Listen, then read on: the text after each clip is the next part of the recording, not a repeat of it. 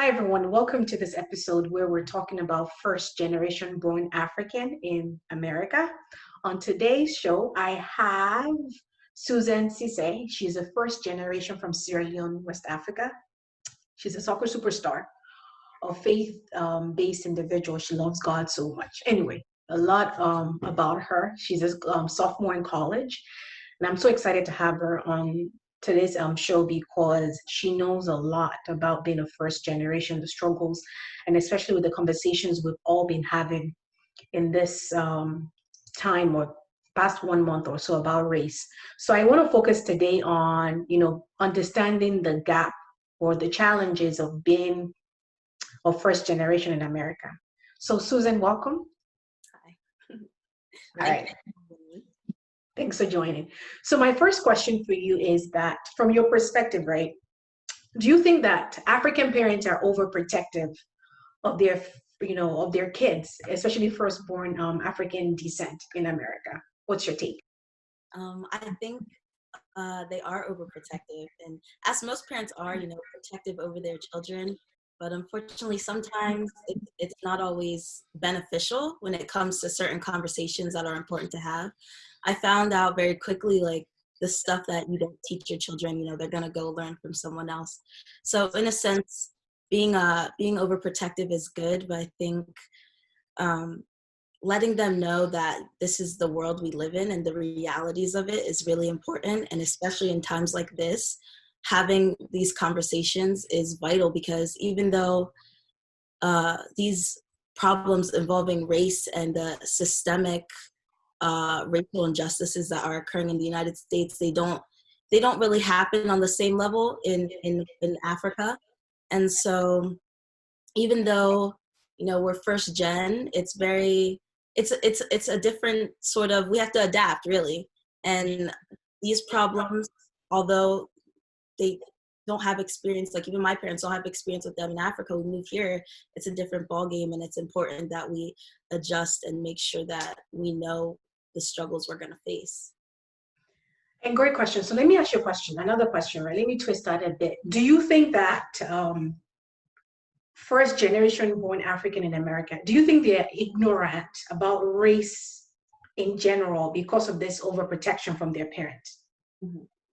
uh I think so. I think some are, but I would like to say that the first generation, like the other Africans that I know, I don't think we're ignorant at all. Especially most of us growing up in a traditional American school system, we Okay. we become very aware really fast that we're different.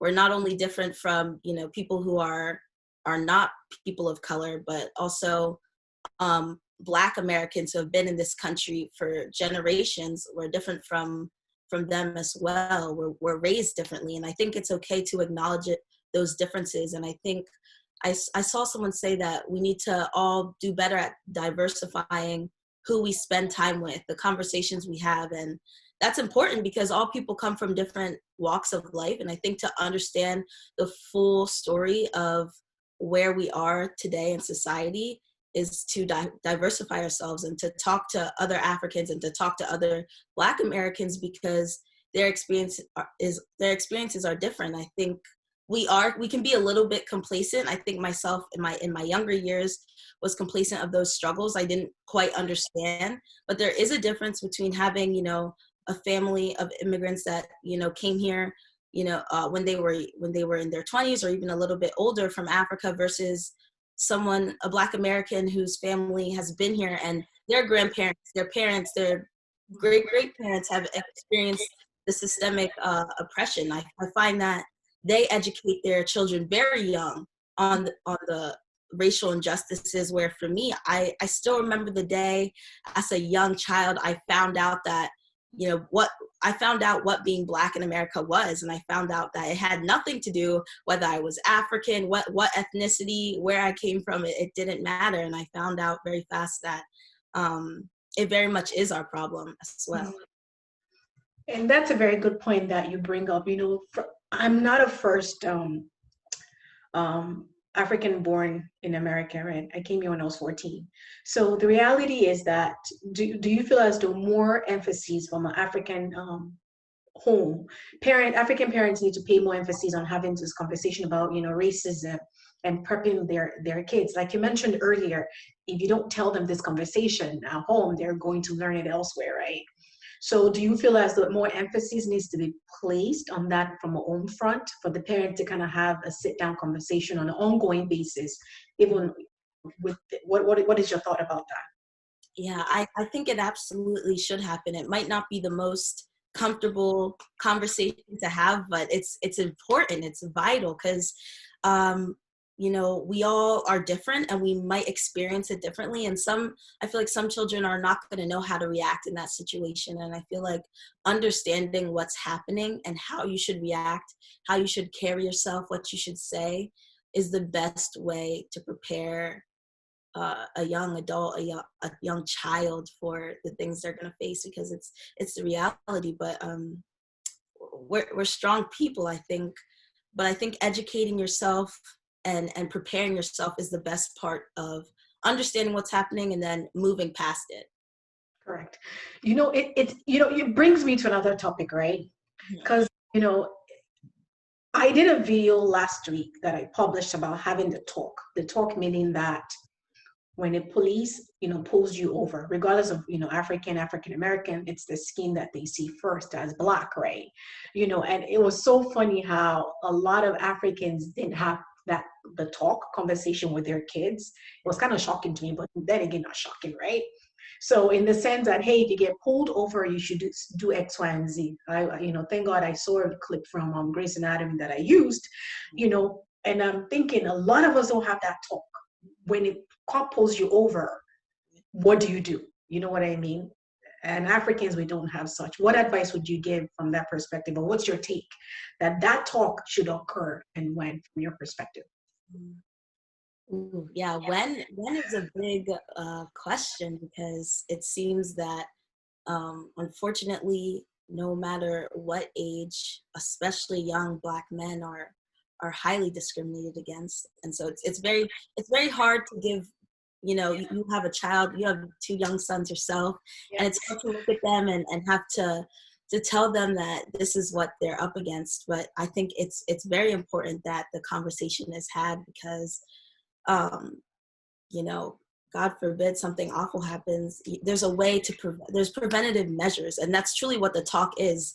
It's an educative, conversation about what could possibly happen and what to do in that situation. And it's definitely important. But thank you. And I feel as though a lot of Africans, we need to do that too. We should, like you said, it's all about preventative, right? Not saying it's going to happen, but just having that conversation like, look, when you get pulled over, you do Y, you do A, B, C, and D to prevent, because you want your kids to come home. It's a tool. It's a tool that you need to equip your children with, really. It is. I think, it's absolutely essential. I think Africans themselves should maybe be open to even having conversations with other Black Americans and just other people, and trying to understand themselves and fully educating themselves, and then educate their children on it. You're right, because first the parent needs to get educated, and then have that conversation, or have an open dialogue with their kids about it. That's very important. And I think you can never have too much conversation about race. It's really out there now. Yeah. You know what I mean? So thank you so much, Susan. Any last minute thoughts for parents? I just tell all parents to try to be understanding about the times we're in, and it's okay to unlearn certain things that you've been taught in the past, and it's okay to grow. As old as you are, you can still grow, you can still learn. So that's just the last remaining thoughts I would have for them. Thank you for having me.